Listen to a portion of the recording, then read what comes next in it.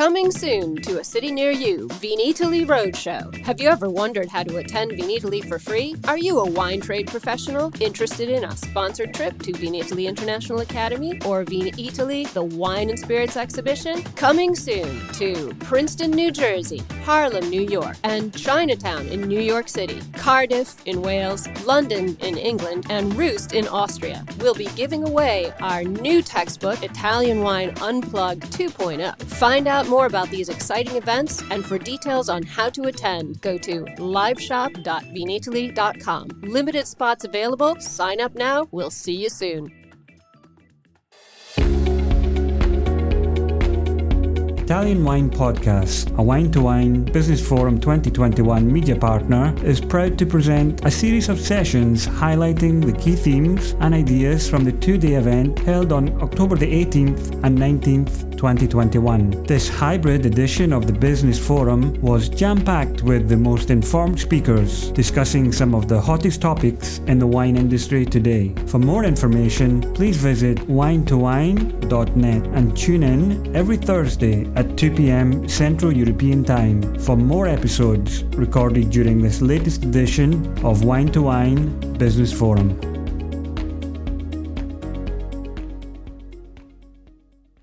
Hello everyone. Good afternoon. Good afternoon. I think we are ready. So thank you so much for being with us today. I see you would like to know about Ukrainian wine market. So let me introduce Pavel Glazov. Pavel Glazov has a legal background, but for more than 20 years, progressively developing his career in wine business in Ukraine. And he absorbed lots of knowledge. You know, when we were preparing this presentation, some information we are planning to share today, you will not find it. So we would like to start with a name. Yeah, sure. But let me first also introduce you, Veronica, who is my moderator today, my partner for this presentation. So Veronica, she also has the Belarusian origin, some of the Ukrainian blood. She's the wine writer. She is the wine marketing manager. So working with some of the companies, and also right now participates in this new Wine Travel Award project, which we also maybe we will talk a little bit about it today. Okay. Thank you, Pavel. So it was Pavel's idea to choose this name, Ukraine, the treasure island of Europe.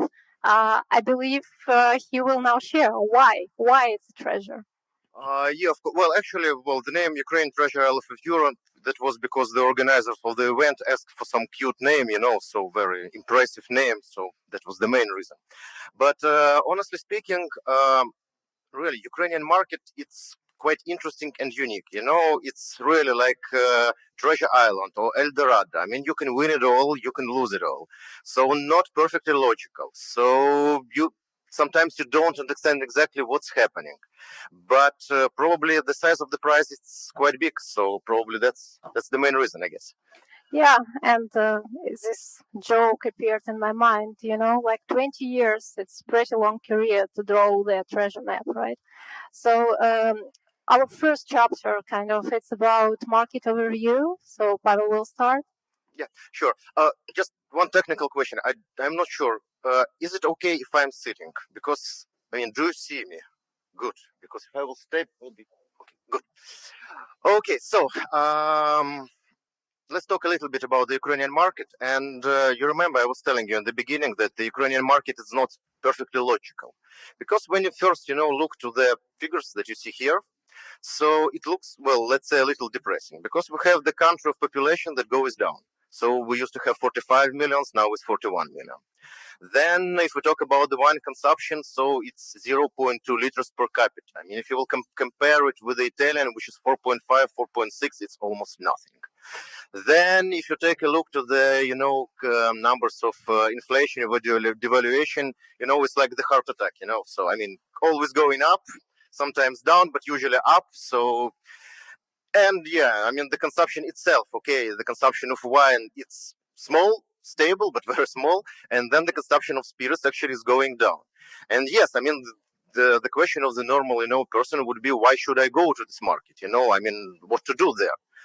But then the logical part, because when we see the imported wine trends, everything goes up. So when we talk about the still imported wine, the volume grew up 2 times. I mean, in the last 5 years, quite easily. So right now it's 4.7 million 9-liter cases. If we take a look to the imported sparkling wine, so then it's actually more than 5 times. So starting from 500,000 9-liter cases, now it's 3.4 million 9-liter cases. And that's all just in 5 years. And now the best, probably news for Italian producers, because if we will switch to the Italian wines, actually Italian wines are the ones that are driving this trend. And so for still wines, it's more than 2.5 times growth in last 5 years. For the sparkling wine, something happened that had almost never happened before, because sparkling wine from Italy, now it's more than the local wine, which is something that actually in Ukraine, usually that doesn't exist. I mean, if there is the local product, usually you have it much more than the imported one. So only 2 exceptions, both with the Italian products. So sparkling wine now, and for a long time it was vermouth category, so which is named Martini. So I mean, and so which means that for Italian wines, it's a huge growth, and it's booming, and actually it's booming everywhere. Yeah, and some almost like this is the information that is hard to find. So, like, why Italian wines? Why Ukrainian consumers prefer them more than any others? And there is not much information on segmentation of Ukrainian consumers at all. So we can only based on Pavel expertise during these 20 years, and also like the trends are changing a lot. So maybe Pavel could tell about it. Not only, I mean, well, there was. First, answering about why Italian. Actually, I will not be unique, because pretty the same concept was announced by our previous lecturer. So probably it's pretty the same in Kazakhstan or any other CIS markets. So Italy for Ukrainian people, this is the country of the best food, of luxury products, of the paradise on the earth. And in terms of understanding, so when people think about something Italian, this is something very good, very quality, very luxury. So that's why it's not a question. And again, like the Artyom was mentioning previously, I mean, every second restaurant in Ukraine is the Italian restaurant. So that's why Italian food goes with the Italian wines. And speaking about the consumers, really, we didn't have much of the researchers for the last, I would say, 5 to 10 years. Well, maybe due to the number of crises that we did have. But what we can see, just from the numbers, I'm sorry, I don't have much of the pictures, so it was more the graphs and the numbers, is that the consumption is changing. So people are drinking more and more wines.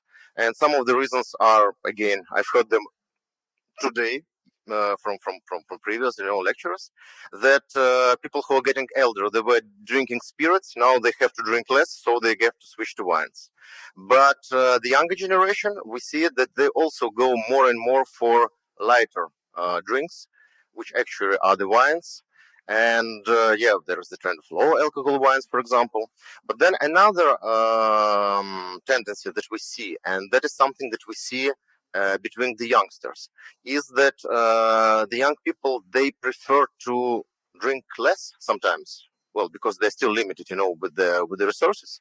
But they prefer to drink less, but to drink some more quality products, which actually, again, from my point of view, gives the very, very high perspectives.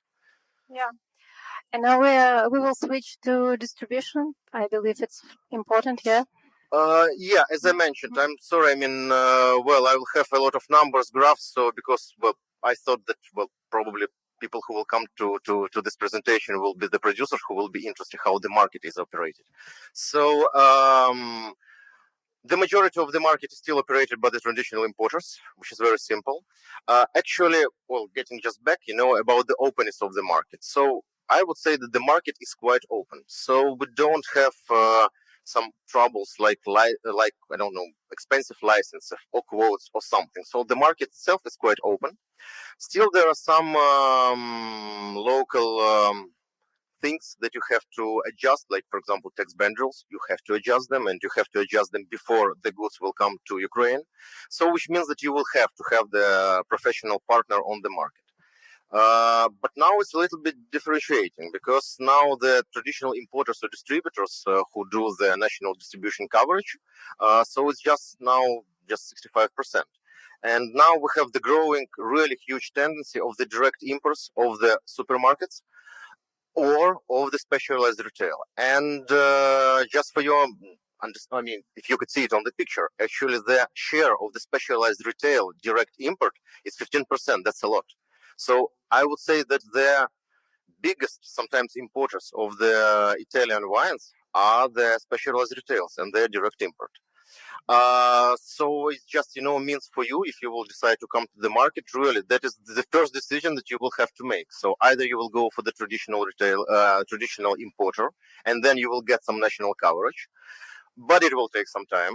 Well, the distribution system, or you can, really find a very good professional, modern retailer who will very easily find you some good volumes, but of course you will be limited to this retailer only. And so just again a little bit about the sales channels that we do have. So the majority again is the modern Pavel, I'm sorry to introduce you, to interrupt you. Just one more thing. I think it's very important: cancellation of import duty in Ukraine. Yes. Sorry. Yeah.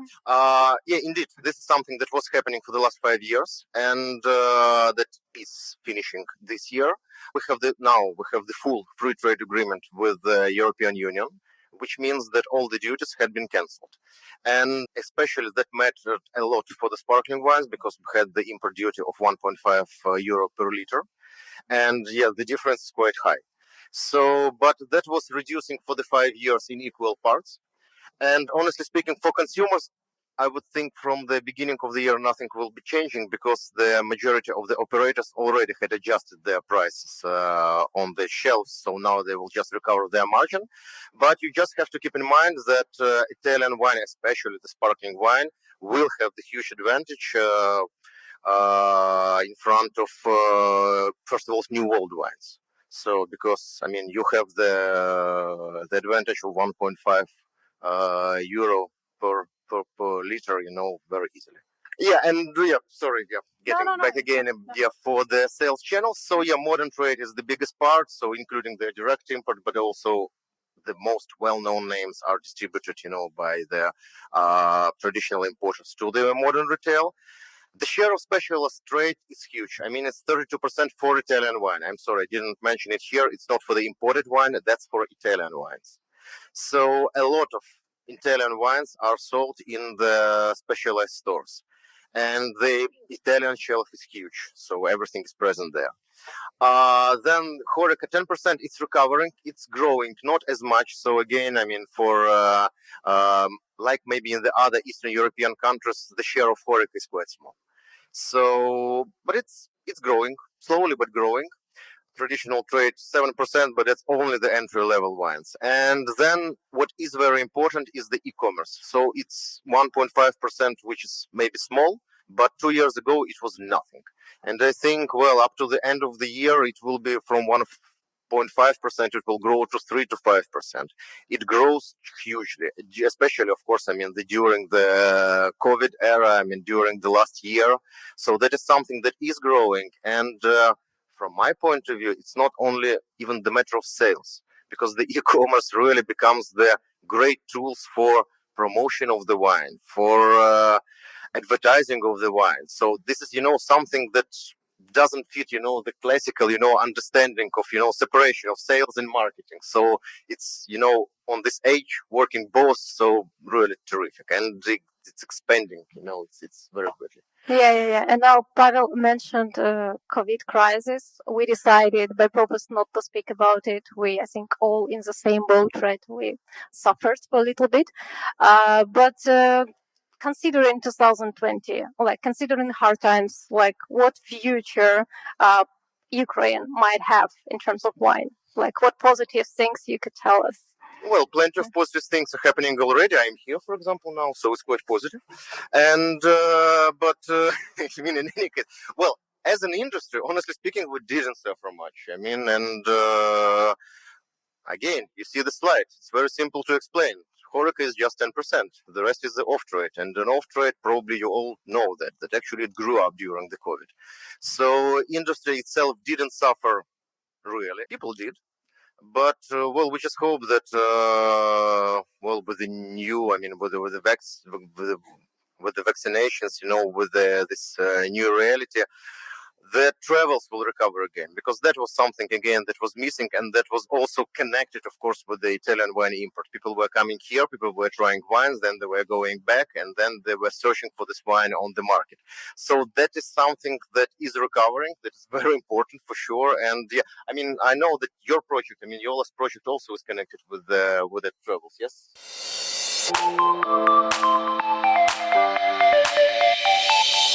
Are you enjoying this podcast? There is so much more high-quality wine content available from Mama Jumbo Shrimp. Check out our new wine study maps, our books on Italian wine, including Italian Wine Unplugged, The Jumbo Shrimp Guide to Italian Wine, Sangiovese Lambrusco and Other Stories, and much, much more on our website, mamajumboshrimp.com. Now back to the show. Yeah, I want to make some small introduction of a new project that was born just recently in Ukraine, and it would be interesting for those of you who develop in wine tourism, and is interesting in maybe an Eastern European market to develop the tourist flows. So the most established media group in Ukraine, communication media group Drinks UA, with the support of lots of partners around the world. We really have very broad geography: United States, UK, Italy, Spain, really many countries. So we created this Wine Travel Awards project, and the idea is to bring lots of actors of wine industry, wine tourism industry, from big established wineries to small micro influencers. And with the help of our networking, with the help of the influencer base we have, to promote the project within the website, supporting it with many events, which will be, for example, the final event would be in Italy in May. And it's a 1 year advertising campaign which will draw attention to the business. And the judges, we're very, very proud of them. So today, Felicity Carter, who gave one of the speech, she's one of our judges. Olga Businella, many of you know her, she's one of them. Philip Morrison. So, I mean, please check winetravelAwards.com, and if you have any questions, we can discuss it in our discussion time. So now we're moving to resume the presentation. Yeah, of course. Yeah, so couple of takeaways. So well, as I told you, I mean, the Ukraine really, this is the market that is developing, and honestly speaking, that is something that I realized, just maybe within the last couple of hours, listening to the previous presentations. Now I can say that Ukraine is quite developed market. So that's something that you should have in mind. So, but still the potential is, it's huge. So Italy has the best image of the wine producer. So Italian wines are driving the category. Italian wines are in fashion. So market is open. So all kind of wines are developing. So entry level is developing, premium developing, still sparkling, everything goes up. Potential seems to be very good. So just not very good news that a lot of producers are already on the market, which means that, I mean, if you're a producer and you're thinking about coming to Ukraine, you have to stop thinking and probably to come, because, well, it's booming, but, well, it should, have the top at some level. So, but we're waiting for you. I mean, for wine producers from Italy, we're waiting for you in Ukraine. And yeah, thank you very much. So our contact details, you have them. And yes. Yeah, let's we're now. Ready for your questions. Yeah, switch to discussion, please. Any questions? Everybody was so clear. Okay, so you have the contacts. No, what about natural wine? Natural wines, they start to become some kind of a category in the Ukraine, so not as big as in Western Europe. So sometimes people are looking for the natural wines. Mostly they're looking, of course, for the organic and natural in foods, less in wines. So I would say that this is just the beginning. Probably it will develop, but I would say that probably in the next 5-10 years it will develop more. Sometimes, okay, it's a category now, but still a small one, so not the most important one. Any other questions? About the taste of the wine, which is the feelings from the customer from Ukraine, which type they need. For example, about acidity, about sweetie, which is the most common that people are looking for. Okay, yeah, very good question. Well, there are good questions and interesting ones. So the good one is the one that I do know the answer for. So this is good. So both actually. So there are different. Okay, traditionally people go for more sweeter wines. So 15 years ago, I would say for you that people would go for the semi-sweet wines. But then 10 years ago or something, people started to read books, local people, and then they found out that the good wines should be the dry wines. And so that's why everybody tried to go to the drier. But still, probably in their mentality, people were looking for something sweet. So that's why, right now, Primitiva is booming, for example. So this is the new tendency that we have. So Primitiva, people are looking for the Primitiva, so for that type, of the sweeter wines. Well, still, when we talk about especially, so the people who drink or travel a lot to Europe, so then we find people who go for the classical ones. So I would say everything will go, and still, in majority, people will go just for the classical Italian wine. So they will go for the Chianti name, for example. So even if they, I would say, probably will not like the taste, but they will go for the Chianti because they know that this is Chianti, it's Italian, so I know for sure that it's interesting. And in terms of whites, this is booming, by the way. So we didn't have much of the white wines previously. Now I think we have white wines more than red wines. And for this, people are looking for the light wines. So people are looking for the, let's say, aperitif wines, for the easy wines. Pinot Grigio, it's perfect, for example. So rather than to go for some powerful whites, so this is probably the hardly anybody will understand in Ukraine. And sparkling, of course. I mean, sparkling as the aperitif wine, that's an interesting. I mean, in terms of taste, if you will do the blind tasting, people will go, for example, for Prosecco extra dry. But if they will buy the bottle, they will buy brut, So it will be the best bottle will be when it will be written brut, but the taste will be extra dry. So like that. Or dry. Didn't get Okay, so the question is that as far as import is concerned to your country, or export to your country is, what is the portion of the countries around you? This is what my question, like Romania. Only good questions. If we talk about our neighbors who are our ex-USSR republics like Moldova or Georgia, then everybody thinks that these are the local wines. Still, people think that these are the local wines, so they think about these wines as locals. That's why they're thinking about these wines as being the cheap wines. If we talk about the Eastern European wines, unfortunately, this is the bad news for Romania, Hungary, Slovakia and Bulgaria. Unfortunately, in mentality still of the Ukrainian people, Western European wines are considered to be more quality wines, more quality products than the Eastern European. So, which is the great news for Italy. I mean, we're in Italy right now, but for the Eastern European countries, so that is we have wines very small quantities, and it's extremely hard to sell them. I mean, okay, speaking about, our company, my company, I don't have any of these wines. We don't have any of those wines. We just don't know how to sell them. Greece, same.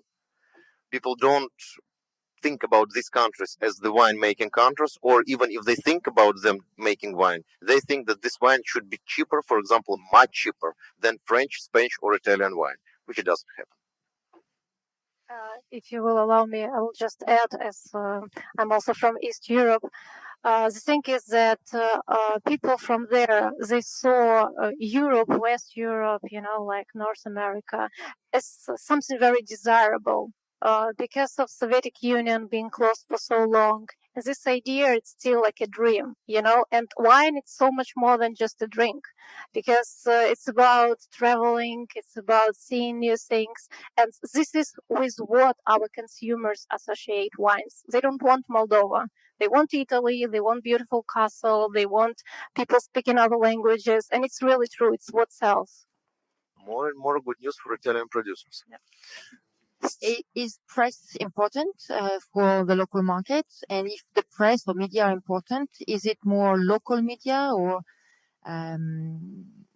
international, like Decanter, Wine Spectrum? For consumer, I would say probably not very important. Well, I don't think that they do read the specialized press. For the industry, yes, of course, it is very important. So we have our local press, Drinks Plus. So that is the most important wine magazine in Ukraine. So they do their very good job, in promoting the wines, and so that is really important for the industry.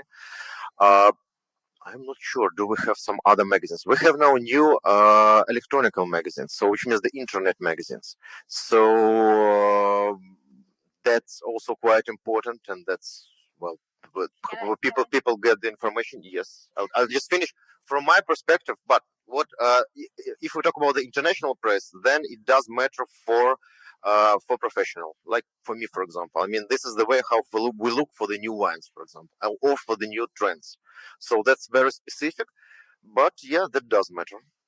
Yeah, just as I'm collaborating with many media, this is really true that each nation, they trust their own leading magazines. This is what happens. That's why it's important also, like, building this collaboration with locals, right? But like even Felicity Carter today with her talk about bloggers, all these trends, they are global, Now people receive so much information from bloggers, influencers. They became media in itself. And Ukraine, it's in a way also, it's the same trend there. And this is one of the reasons why many businesses want to cooperate with them. And to know local influencers, you also need to, find this partner to touch them. Yeah, just this type of comment. So, as an importer, how is important for you to have a partner in Italy that does work very well also on the wine tourism, and how you see this in the future for you to build brands and to support the sales of the wines? That helps, of course, because when we think about the development of the brand, okay, there are classical stuff that we're doing on the market, so with the sales promotions, with the advertising and whatever. But of course, it's always good when we can tell to the customers that if you're in Italy, when you're in Italy, you can come to the place and then you can see yourself where this wine is made. And yeah, of course, that is the help.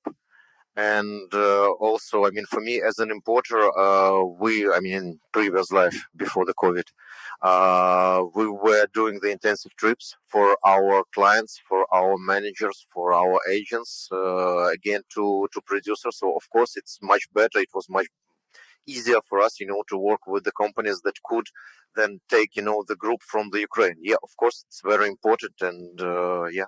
Yeah, wine tourism brand always contributes because, as I told, this is what Eastern European people search for. And even if you didn't build wine tourism, you need at least to collaborate with really good media photographers, to present it as something desirable. You need to focus on the dream of the person because Pavel mentioned it. In general, the purchasing power of majority of Ukrainians are not very high. We have luxury segment, like rich people, of course, but for many people, it's just dreams, and we need to feed these dreams. Any other questions? I have a question about how much fragmented the market is and whether the wine trade is mostly concentrated in the capital or is more developing also to the other parts of the country. It changed. Again, 10 years ago, I would say that it's all concentrated only in Kiev and on the other, we call the millionaire cities, which are, the big cities, so which are Odessa, Kharkiv, Lviv, and Dnipro. But now it's became more diversified. And the main reason for that, speaking honestly, we're getting back to the e-commerce.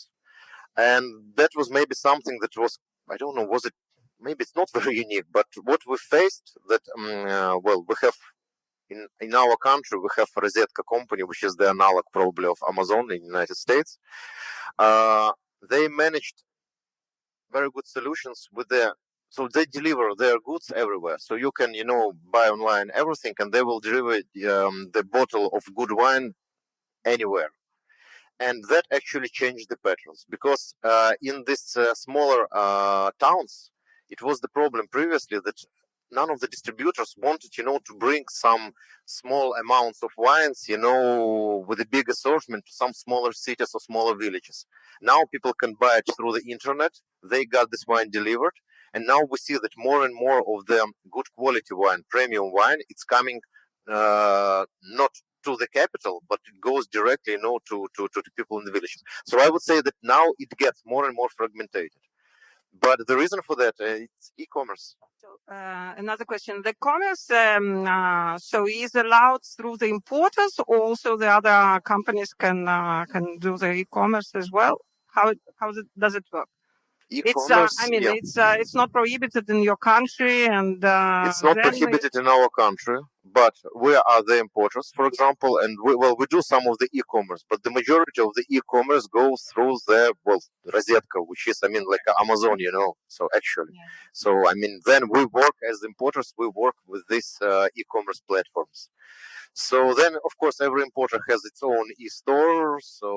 But we have the specialized, companies that are operating there. They are much more successful. Good. Do we still have time? Any questions? Well, in any case, So, thank you very much. It was a pleasure. So I hope you got some information from me. Well, our contacts are there, and yes, we're not leaving immediately. So if you have any questions, please don't hesitate to ask. So thank you very much again. Thank you. Thank you so much.